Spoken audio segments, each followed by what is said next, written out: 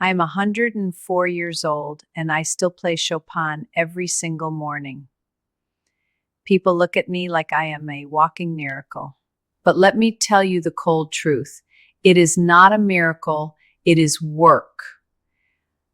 My secret is simple but difficult. I use my brain every single day for hard things, not easy ones. You see, your brain is lazy by nature. It wants to rest, it wants to scroll through a phone, and it wants to watch mindless stories on TV until it eventually decides to shut down because it thinks it is no longer needed. I watched this happen to my sister Pearl. She was a genius who could do math in her head and play piano by ear. But when she got married, she stopped. She stopped reading, stopped playing, and started watching the same shows over and over. By 85, she didn't even know her own children. I decided right then that would not be me. So, I challenged myself. I don't do the Monday crossword puzzles that are designed to make you feel smart. I do the Saturday ones, the ones that make you want to throw the paper across the room. I memorize scripture and play the most difficult pieces of Beethoven because they make my fingers work and my brain pay attention. You have to do uncomfortable things that force you to focus. This is not a medical shortcut or a magic trick. It is the daily discipline of keeping the machinery running. If you don't give your brain a hard job to do, it will simply quit on you. Now, keeping your brain sharp isn't just about what you do in private, it is about who you stand next to. The second thing I must tell you is to stay around people, even when you don't want to. Lord knows people get on my nerves. After 104 years, I have met every kind. The talkers, the complainers, the ones who chew too loud. But I need them anyway, and so do you. When you are alone too much, your brain goes soft because there are no conversations to follow, no names to remember, and no faces to read to keep the machinery running. I play cards every Thursday with 3 women from church. I have been doing it for 31 years, and truth be told, I don't even like one of them. Dolores talks too much, and I'm pretty sure she cheats, but I show up every single Thursday. I don't go for the gossip. I go because my brain needs the exercise of managing those interactions. I saw what happens when you give up on the world. My friend Vera stopped leaving her house after her husband passed. She said people tired her out and she just wanted to be alone. 3 years later, her mind was gone. After my own husband died, I wanted to close the door and never see anyone again. I wanted to sit in the dark and wait. But I didn't. I made myself answer the phone, made myself go to church, and made myself sit on the porch to wave at whoever walked by. Don't go quiet. Stay in the world, because your brain needs people to stay alive. If you find this helpful for your own journey, please consider sharing your thoughts in the comments or subscribing to join our community. Would you like me to move on to part 3, focusing on how moving your body keeps the mind running? Now, you might think staying sharp is all about what happens inside your head, but I have learned that your feet have just as much to do with it as your thoughts. The third thing I know for certain is that you must move your body. Now, do not get me wrong. I am not out there running any marathons. I am 104 years old, and these knees of mine have been through more than enough over the years. But I make it a point to move every single day without fail. I walk out to the mailbox. I walk around the block. I walk from the porch to the kitchen and back, more times than I can even count. I do not know all the complicated science behind it, and I have never claimed to be a doctor, but I know what I have seen over a century of living. There is something about moving that keeps the blood flowing right up to your brain where it is needed most. I have watched it happen over and over again. The people who sat in a chair all day, just waiting for the world to come to them.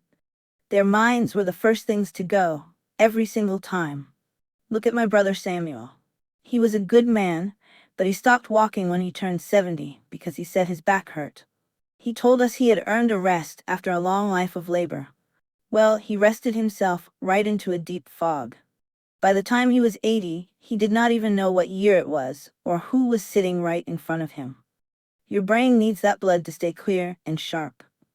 So I'm telling you now, get up, move, even if it is just for 10 minutes around your own living room. Do not let yourself settle into that recliner, because once you stop moving, Your mind won't be far behind. If you find this journey helpful, please hit that like button and subscribe to help others find this wisdom too. It is a small step, just like taking a walk, that keeps this message moving forward. Once you have moved your body and kept that blood flowing, you have to give your brain the chance to recover. The fourth thing I must tell you is to protect your sleep like it is your life, because it is. I go to bed at 9 every night, and I am up at 5:30 every morning, with no exceptions. I do not care what is on the television or who is calling the house. When that clock strikes 9, Miss Hattie is done. You see, when you sleep, your brain cleanses itself out. It washes away all the junk and the things that build up during the day, but it only does that work if you actually sleep. Real, deep sleep. My husband used to do what so many people do now. He would fall asleep in his recliner with the TV on. He would wake up at 2 in the morning, all confused, and stumble to bed, never getting a full night of rest. I truly believe that is part of what took him. Sleep is not a luxury you can skip, it is medicine for your mind. And while you are protecting your sleep, you must watch what you put in your mouth. I do not know anything about those fancy diets they are selling on the internet these days. I just eat what my mother and her mother ate. Vegetables from the garden, fish, chicken, eggs, and cornbread I make myself. I have one simple rule. I do not eat anything that comes out of a box with a cartoon on it. If I cannot pronounce the ingredients, it does not go into my body. Your brain runs on what you feed it. If you feed it garbage, do not wonder why you cannot think straight. Eat real food, and give your mind the fuel it deserves. If these lessons are helping you find clarity, please subscribe to the channel and share this video with someone you love. It helps us keep sharing these truths with the world. Would you like me to finish this series with part 5, focusing on finding your purpose and your reason to wake up every morning? But finally, and this is truly the most important thing of all, so I need you to hear me clearly. You have to have a reason to be here. You need a purpose, something that gets you out of bed and matters to you. When you do not have that, your brain gets a message. It says, "We are not needed anymore," and it simply starts to shut down. I remember a moment after my husband died, after my sister Pearl passed, and after I had buried most of my friends. I thought about giving up. But then my great-granddaughter asked me to teach her piano before she went off to college. In that moment, I realized I still had a reason. Your purpose does not have to be big or change the whole world. It just has to be yours. Whether it is my piano, my church, or my card games on Thursday, these are my reasons to wake up. At 104 years old, I am still here, still sharp, and still beating my grandson at Scrabble. This is not luck, it is not magic, and it is not just good genes. It is work every single day, whether I feel like it or not. You must challenge your brain with hard things. Stay around people even when they are difficult. Move your body every day, protect your sleep, and eat real food. Most of all, find your reason and hold on to it. There are no shortcuts or tricks. There is just the work of living a full life every day for the rest of your life. I have shared everything I know because I want you to stay in the world with me. If you want to continue this journey and learn more ways to keep your spirit and mind strong, please subscribe to our channel and join our community. Your presence here matters, and I look forward to seeing you in our next video. Now, if you will excuse me, I have a piano to practice and a card game to win. Go find your reason today.